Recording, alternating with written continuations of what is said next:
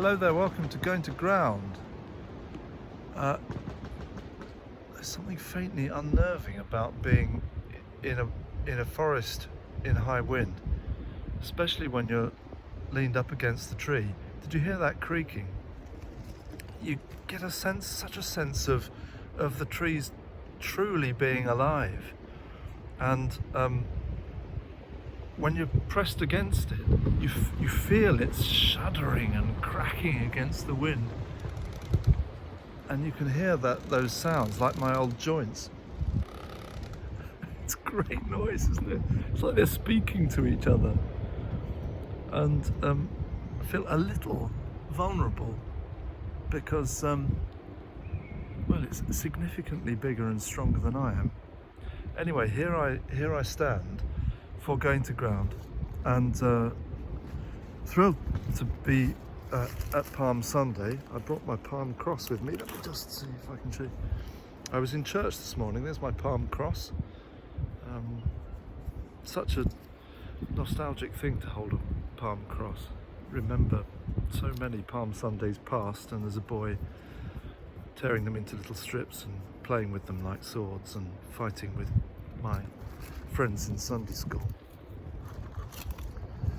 But I wanted, as we begin this Holy Week, as it's often called, the last week of Lent leading up to the dramatic events of the Passion and the Easter weekend, I wanted to read one of the oldest poems in English, not the whole thing, but The Dream of the Rood is the poem. And I think I mentioned it last Easter in passing at least, and it concerns a vision in which the character at the heart of the poem tells the story of how he dreamed he saw the tree from which the cross was made glorified in heaven, and the tree then tells the story of how he was cut down and turned into the cross of Christ. It's a very ancient Anglo-Saxon poem. It's one of the oldest poems in English, therefore very significant in English literature.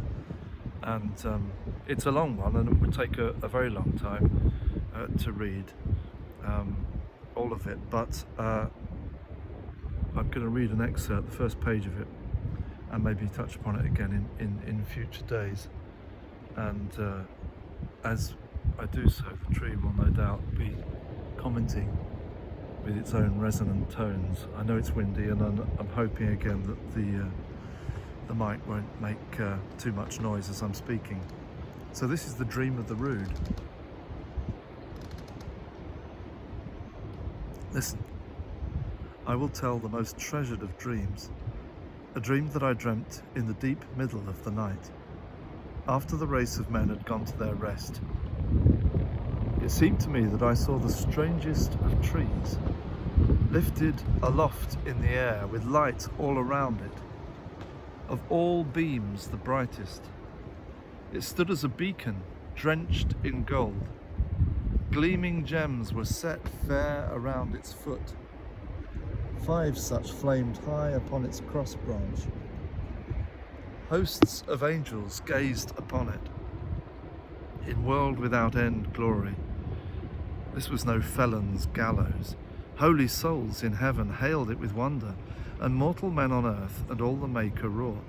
Strange was that tree of triumph, and I a transgressor.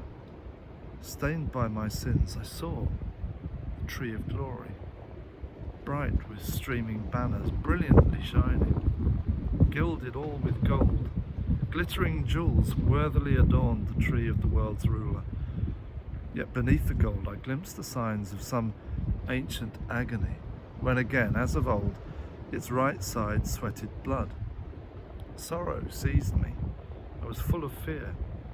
I saw the beacon flicker, now dazzling, now darkened, at times drenched and dripping, running red with blood, at times a royal treasure.